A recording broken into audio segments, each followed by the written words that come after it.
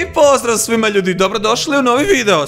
Danas ja sam htio snimit utrke i nije išlo, bio zadnji. Znači nisam mogao biti predzadnji, bio zadnji. Ja se trkam sa 15 ljudi, ja budem zadnji. I rekao dobro, ajde možda ipak nisam trenutno za utrke i idem ja gradit.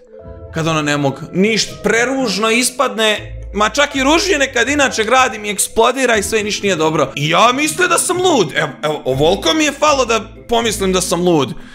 I onda sam pogledao na kalendar i vidio da je 2040. godina.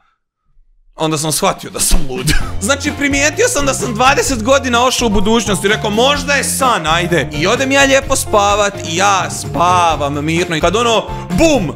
Šta, vidi, nešto mi se stvorilo i onda se stvori još ovaj lik koji tu nešto pričao ono, ali nisam ni sam siguran šta je rekao, ali pogledat ćemo snimku sa nadzorne kamere. Bloodmasteru, ako želiš vratiti svoje gaming vještine moraš se aktivirati. Skoro cijelu 2020. godinu proveo si u svoja 4 zida, a i općenito se nisi dovoljno aktivirao.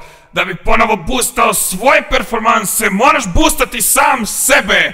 Vrati se tamo gdje je sve krenulo, promijeni vremenski tijek, aktiviraj se i nećeš se dovesti do ove situacije. A neka tvoji gledatelji odaberu jedan od 4 izazova gdje ti možeš promijeniti svoj scenarij. Imaš točno tjedan dana, priprema, pozor, boost! Ok ljudi, trebam vašu pomoć. U opisu imate link za glasanje u nagradnoj igri koji su pripremili Schuster i Adidas. Tamo se možete prijaviti i glasati za izazove koje ću ja snimiti sljedeći tjedan. Tu možete odabrati jedan od ovih izazova za mene. Sad, oni su, pa moram reći, prilično lagani, ali ipak mi ih je duh zadao. Tako da, svi ćemo ga poslušati samo i otići ovdje i izabrati jedan izazov koji ću ja izvršiti za tjedan dana u novim tenisicama. A također ima i vas koji biste htjeli vidjeti tenisice, zar ne? Ajde da ih vidimo.